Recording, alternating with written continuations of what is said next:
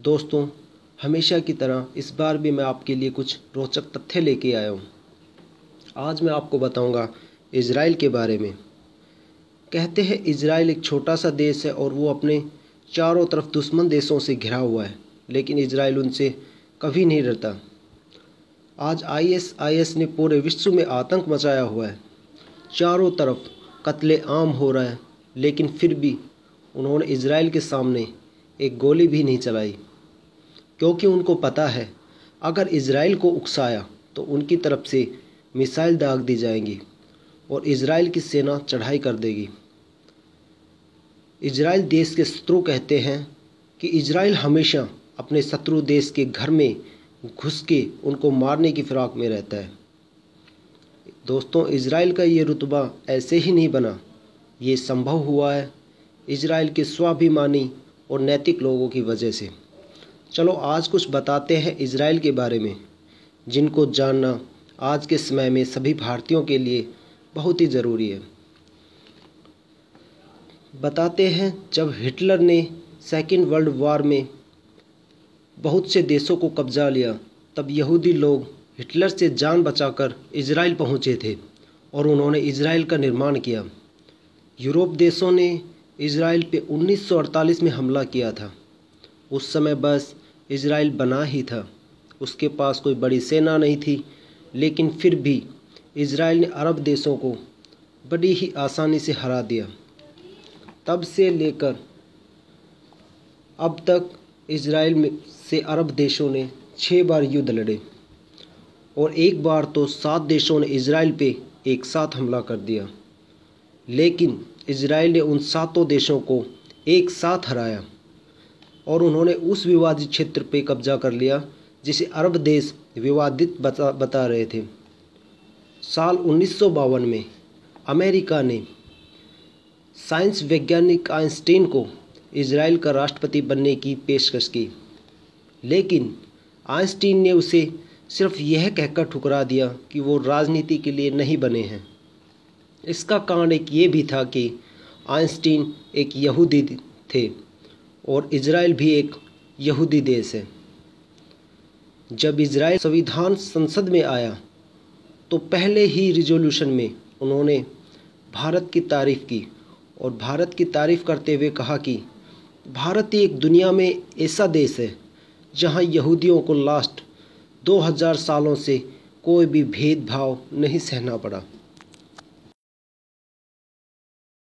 जैसा कि हम जानते हैं, इज़राइल एक यहूदी देश है। इज़राइल का मानना है कि दुनिया में अगर कोई यहूदी है तो वह इज़राइल का नागरिक माना जाएगा। इज़राइल के धर्म के बाद अब बात करते हैं इज़राइल की भाषा हिब्रू के बारे में।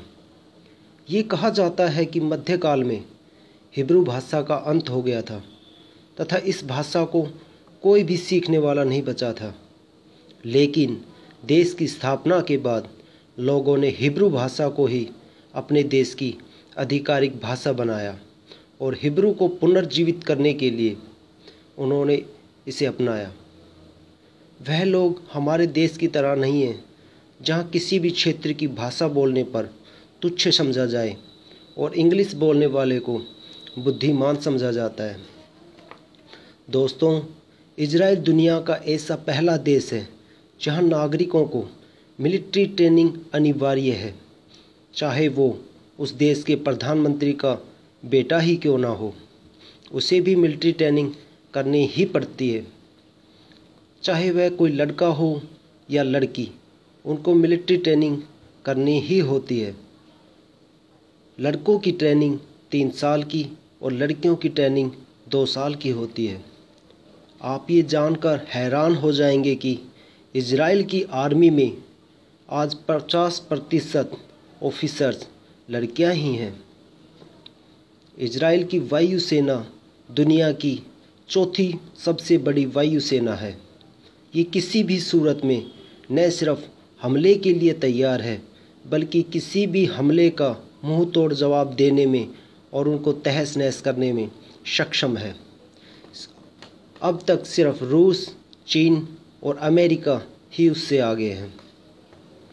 अब बात करते हैं व्यवसाय की दृष्टि से। व्यवसाय की दृष्टि से इजराइल दुनिया में तीसरे नंबर पर है। इजराइल में 35,000 से ज़्यादा टेक्नोलॉजी कंपनीज़ हैं, जो पूरी दुनिया में सिलिकॉन सिटी के बाद दूसरे नंबर पे आती है। दुनिया का पहला मोटोरोला कंपनी ने मोटोरोला मोबाइल इजराइल में ही बनाया था।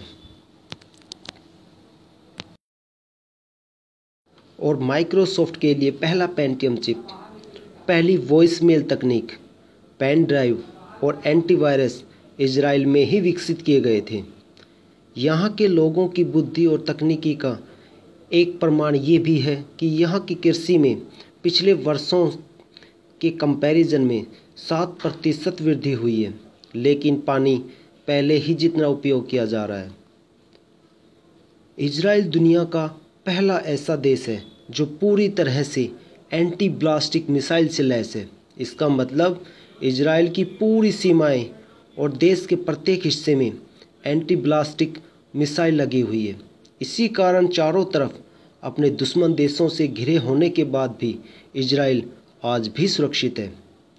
इजराइल पर प्रतिदिन उसके पड़ोसी देशों के पाले हुए आतंकी संगठन के द्वारा रॉकेट से हमले होते हैं, लेकिन सारे रॉकेट उनके इस डिफेंस सिस्टम की वजह से रास्ते में ही नष्ट हो जाते हैं। हम बता दें, इजराइल नोटों में ब्राह्मी लिपि का उपयोग करता है, इसीलिए उनके नोटों को दृष्टिहीन भी व्यक्ति आसानी से पहचान लेते हैं। ये अपनी तरफ का पहला ऐसा नोट है। अब हम बताते हैं इजराइल और हमारे देश में क्या अंतर है। जब हमारे देश के किसी भी हिस्से पर हमला होता है तो हमारे मिनिस्टर बार बार कहते हैं और हमले की निंदा करते हैं, लेकिन इजराइल कभी इस बात की निंदा नहीं करता।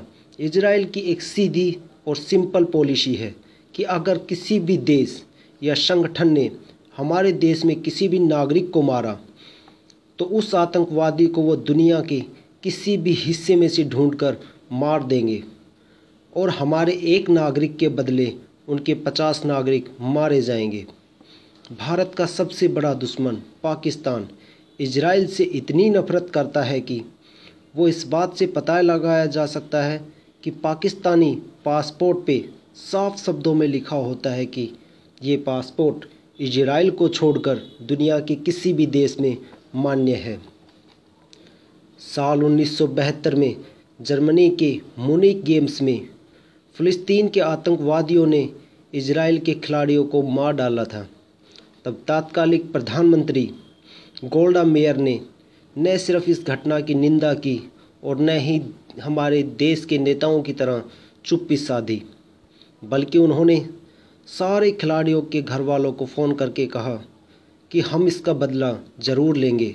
और उन्होंने अपनी खुफिया एजेंसी मोसाद को इतना ही कहा कि दुनिया के किसी भी हिस्से में कोई भी आतंकवादी जो इस घटना में शामिल है उसे ढूंढकर मार दिया जाए। इसके बाद दुनिया के वो सभी आतंकवादी जो इस घटना में शामिल थे अपना हुलिया बदल बदल के विश्व के अलग अलग हिस्सों में छुप गए थे, पर मोसाद ने उन्हें ढूंढ ढूंढ कर मारा। साल 1976 में इजराइल यात्रियों से भरे एक विमान को फ़िलिस्तीनी आतंकवादियों ने हाईजैक कर लिया था और हाईजैक करके उसको युगांडा ले जाया गया।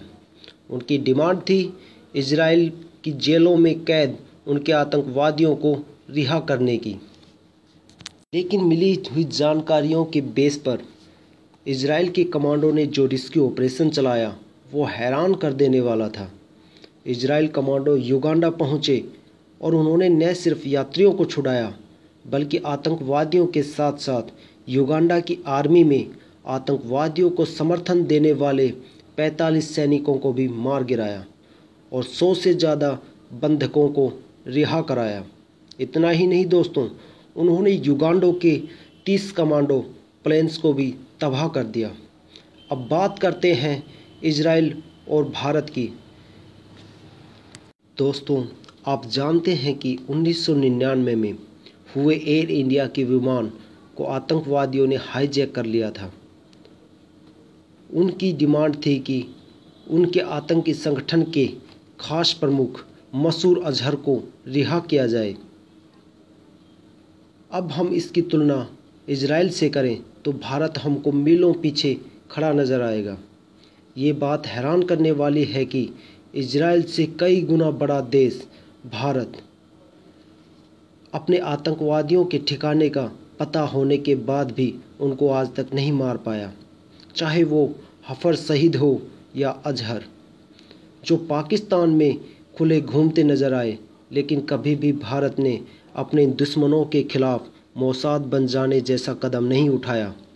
हाल ही में पाकिस्तान में छुपे अंडरवर्ल्ड डॉन दाऊद के लिए भारत ने इंटरपोल से मदद मांगी, मगर सोचिए अगर भारत की जगह इजराइल इस स्थिति में होता तो क्या करता। वो मदद नहीं मांगता बल्कि घर में घुसकर मारता। भारत ने अगर अब भी नहीं संभलना सीखा तो भविष्य में उन्हें आने वाले आतंकी हमले का सामना करना पड़ेगा और वो सिर्फ मोस्ट वांटेड लोगों की लिस्ट ही सौंपता रह जाएगा। तो दोस्तों, आप क्या सोचते हैं हमारी इस वीडियो के बारे में? आपके कमेंट्स हमारे लिए बहुत ही महत्वपूर्ण हैं। अपने कमेंट्स में ज़रूर लिख कर बताएं, क्योंकि हम सभी कमेंट्स का जवाब ज़रूर देते हैं। आपको इस वीडियो को देखने के बाद सिर्फ दो ही चीज़ नज़र आएंगी, या तो आपको ये वीडियो अच्छी लगी होगी या ये वीडियो आपको पसंद नहीं आई होगी। अगर आपको वीडियो पसंद आई तो लाइक कीजिए और अगर वीडियो पसंद नहीं आई तो डिसलाइक कीजिए। अगर आप डिसलाइक करते हैं तो नीचे रीज़न ज़रूर लिखें कि इस वीडियो में क्या कमी थी।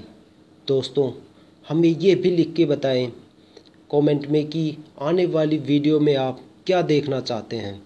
हम कोशिश करेंगे कि आपकी वो डिमांड हम जल्द से जल्द वीडियो में कन्वर्ट करके आपके सामने लेकर आएँ।